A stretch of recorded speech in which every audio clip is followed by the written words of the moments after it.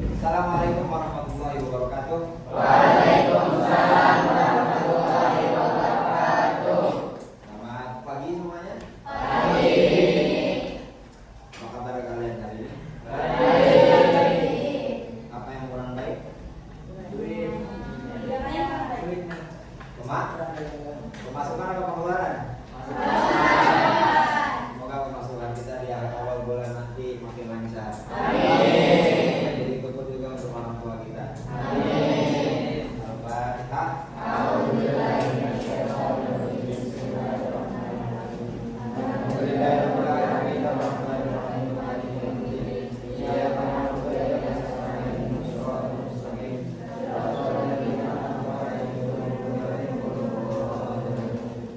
Oke, sebelum kita mulai pelajaran di hari ini, mari kita mulai dengan baca basmalah bersama-sama.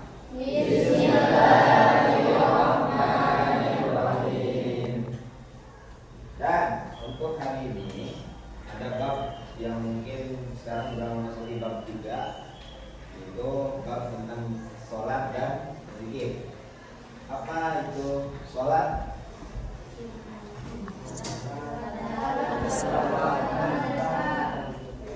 Yang kedua, zikir. Apa itu zikir?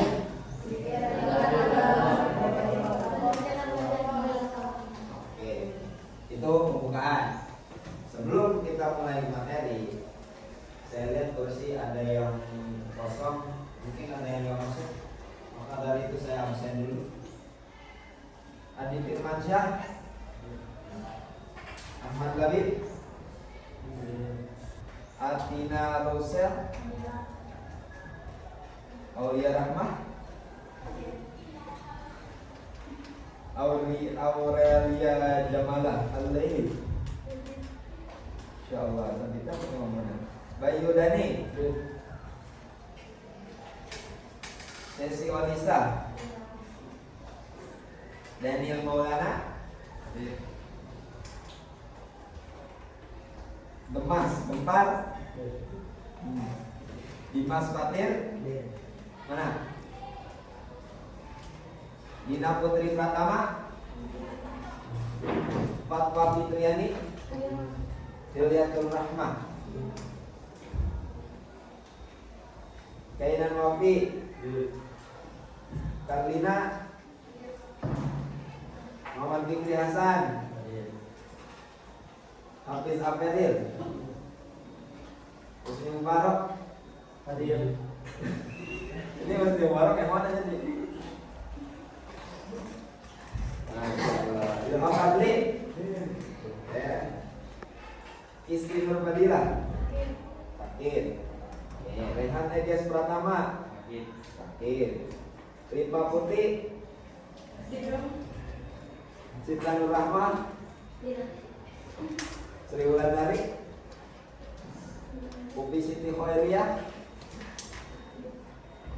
Tadi yang pertama untuk materi hari ini yaitu sholat. Saya mau tahu sholat lebih dalam, apa yang kalian pahami. Saya mau satu orang dari kamu, Putra, yang pojok. Definisi tentang sholat menurut kamu sendiri apa? Tiang agama. Haruskah kokoh tiang agama itu? Harus. Kalau nggak kokoh gimana? Ruh. Yang Putri, tentang yang kedua, betapa pentingnya zikir. Penting nggak zikir? Kenapa penting? Karena sholat mengingat Allah, Mbak. Jadi sama pentingnya. Oke, yang pertama sholat.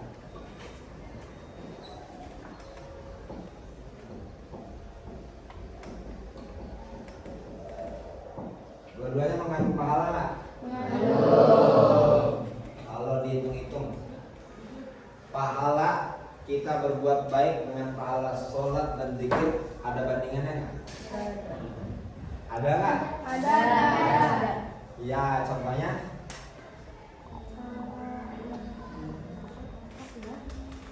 Contohnya?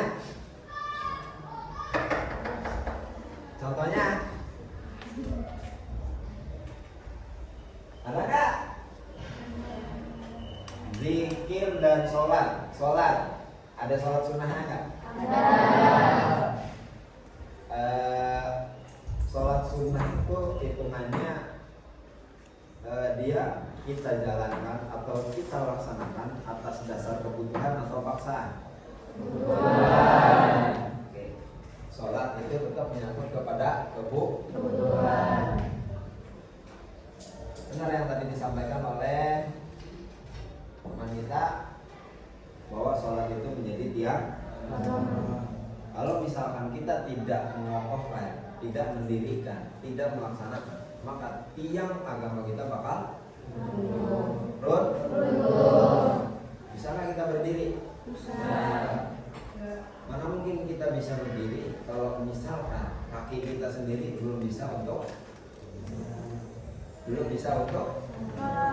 mana mungkin kita bisa berjalan kalau kaki kita belum kuat untuk berdiri. Oke, yang kedua, sholat itu mudah atau sulit? Mudah. Kata siapa? Sulit. Jadi mudah atau sulit? Sulit atau mudah? Sulit. Bagi siapa? Bagi siapa? Bagi dia yang tidak membutuhkan. Itulah semuanya sudah diatur seperti rantai makanan. Bisa dipahami? Inna sholata tanha 'anil fahsya'i wal munkar. Apa artinya?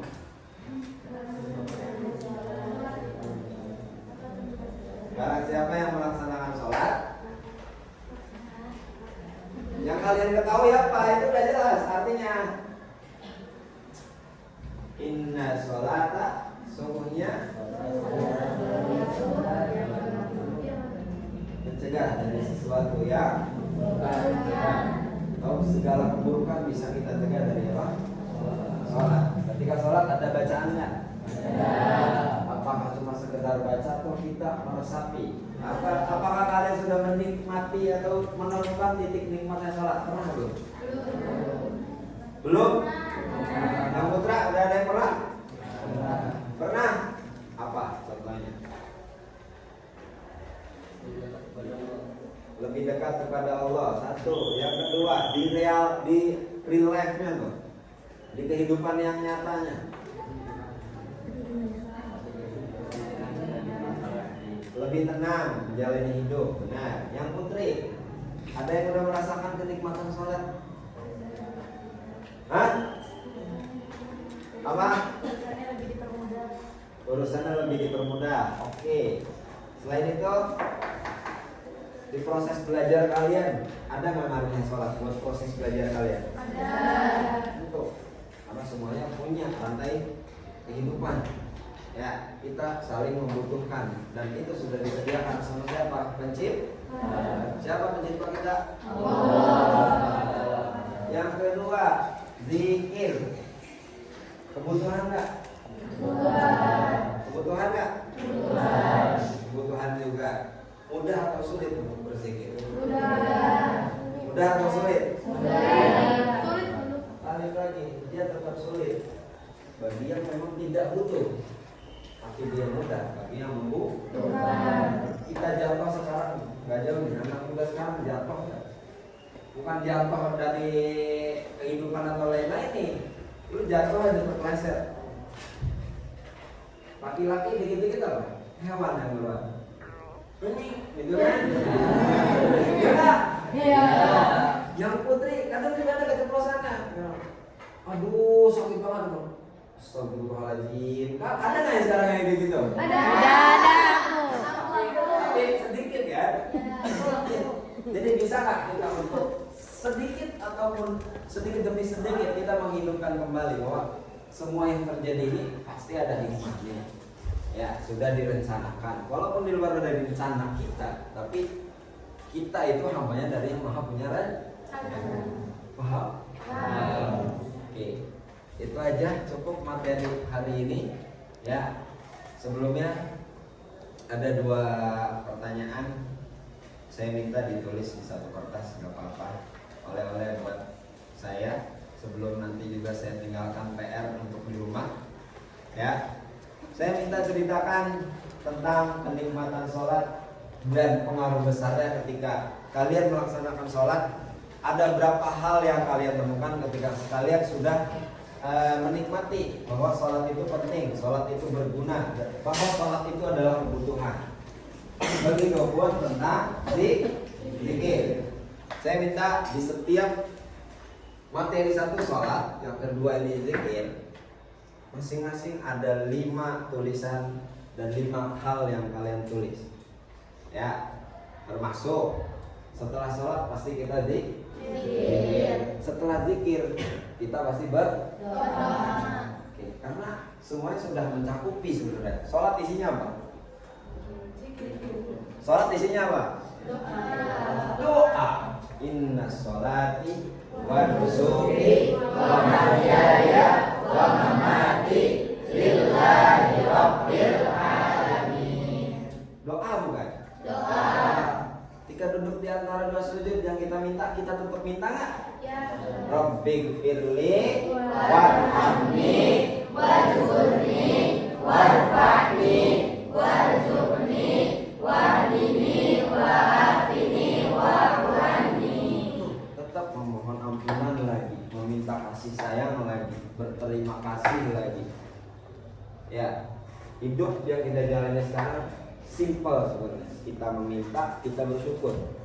Kalau kita sudah bersyukur, pasti dikasih. Apa yang kita minta pasti dikasih. Semua sudah disediakan. Cuma yang tanpa kita sadari, karena kita sudah menghakimi proses yang kita jalani tidak berjalan mulus, lalu kita menghakimi siapa? Proses kita sendiri. Dengan cara apa? Mengeluh. Benar nggak? Sering mengeluh nggak? Ya. Oke, sekarang ini kalau kita bersyukur dengan mengeluh, yang punya keuntungan lebih besar di mana? Ketika bersyukur atau mengeluh? Bersyukur. Keuntungan itu bukan sekedar nilai uang, bukan sekedar nilai waktu, tapi keuntungan adalah tabungan di masa yang akan datang. Contoh, sholat.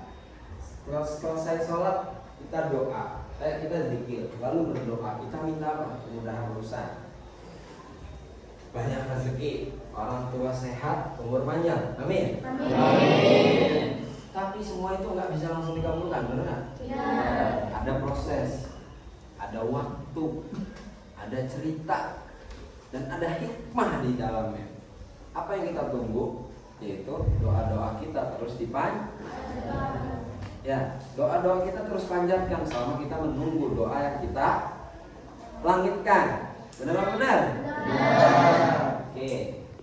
Dari sekian banyak doa yang sudah kalian langitkan, yang sering terkabul contohnya, apa itu?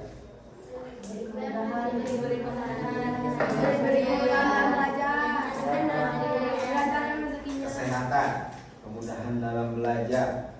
Orang tua pasti benar kalau pasang doanya. Rabbighfirli walidayya ya.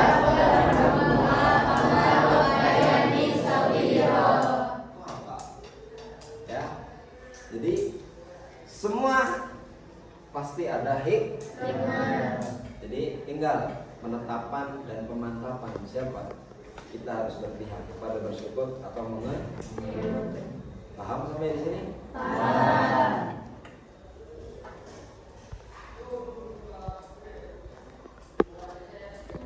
Oke, sesi bertanya. Sampai di sini materi tentang sholat dan zikir. Ada yang mau ditanyakan dari Putri? Mangga duluan.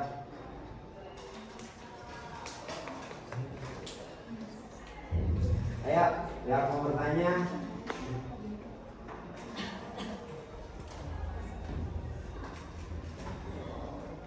Dari Putra.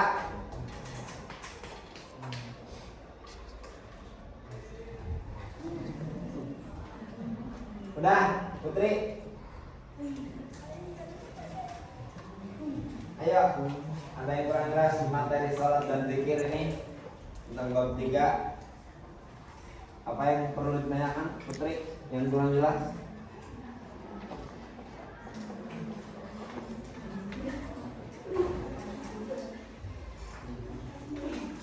Ayo.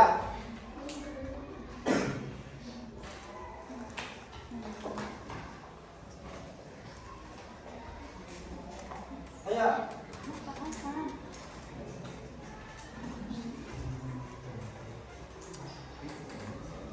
Ayo, jangan malu-malu.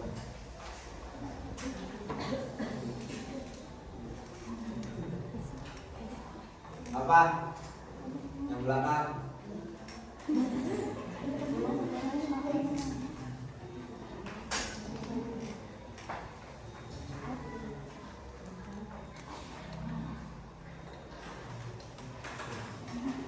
Ayo, yang putra.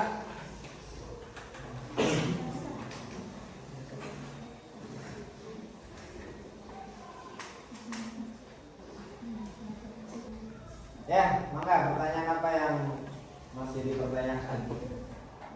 Ya? Saya kalau lupa karena tidur. Gimana? Oh, sholatnya lupa karena tidur. Tiduran. Lewat. Oke. Itu dari berbagai mazhab sebenarnya banyak keringanan untuk kita yang sering melupa. Bukan sengaja melupakan tapi kan. Oke. Itu tidak apa-apa untuk masuknya ke dalam hukum qadha. Ya. Jadi kita boleh bayar setelah sholat.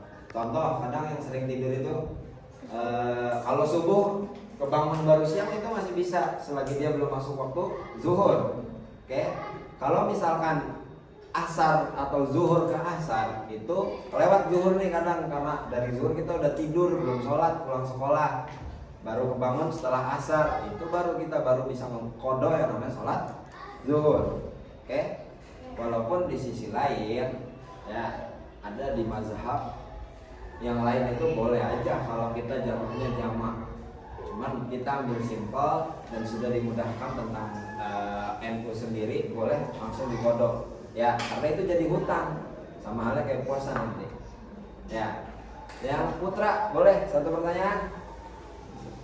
Apa? Apa yang terjadi pada seorang yang udah sholat, sudah zikir, sudah doa, tapi di kehidupan sosialnya tidak baik, Ustaz? Apa yang terjadi, Ustaz? Oke, berarti ini sering terjadi ya. Entah di pesantren sendiri dan kayak gini ya, Kak. Oke. Sering terjadi karena apa? Dia sholat bukan untuk dirinya, bahkan bukan untuk menyembah Allah. Ya, ada orang sholat cuma formalitas. Yang pertama yang udah jelas kadang di sekolah ataupun di pesantren, kadang yang sholat itu cuma takut sama hukuman.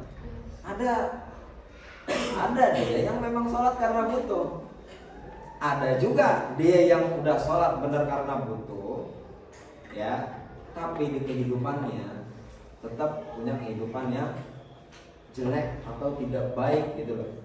Berarti tetap ada yang salah ketika dia niat entah sholatnya, entah pergaulan selepas dia beribadahnya, dia gaul dengan siapa. Itu loh yang jadi pengaruh. Cuma rata-rata kalau benar-benar orang sudah menerapkan ibadah dengan baik, ulet, tekun dan khusyuk, itu pasti ya terjamin dia banyak berpikir sebelum melakukan. Ya, fakir, pemula, ya banyak lah. Sebelum melakukan pasti dia banyak berpikir apakah ini punya pengaruh buruk, apakah ini punya pengaruh baik. Dia pasti selalu berpikir karena dia punya tiang agama ataupun dia punya tiang dan batasan sendiri. Dia punya fondasi buat jaga bahwa dirinya jangan sampai merugikan orang lain ataupun tidak memanfaatkan orang lain gitu. Paham? Ya. Oke, itu. Dan ada satu ayat yang jangan sampai lupa, sering mungkin kita dengar di Al-Baqarah, yaitu wasta'inu bis-sabri was-salah wa innaha lakabiratun illa 'alal khashi'in. Kepada siapa kita meminta pertolongan? Allah. Dengan sabar dan sholat. Sesungguhnya sholat itu benar-benar berat, ya kan? Benar kan? Berat bagi yang tidak membutuhkan, kecuali bagi orang-orang yang khusyuk dengan berbagai makna dan yang kita sering pahami dia yang benar-benar butuh Allah dimanapun, kapanpun, dan dengan siapapun dia selalu melibatkan Allah. Mungkin itu saja materi hari ini. Terima kasih banyak ya, semoga apa yang saya sampaikan dan kalian dengarkan menjadi manfaat buat kita semua. Amin. Mungkin tidak sekarang tapi di masa depan. Ya Rob, amin ya Robbal alamin. Mari kita tutup kelas kita dengan membaca Alhamdulillah. Alhamdulillah. Sampai bertemu lagi di pertemuan selanjutnya. Semoga sehat, panjang umur, banyak rezeki dan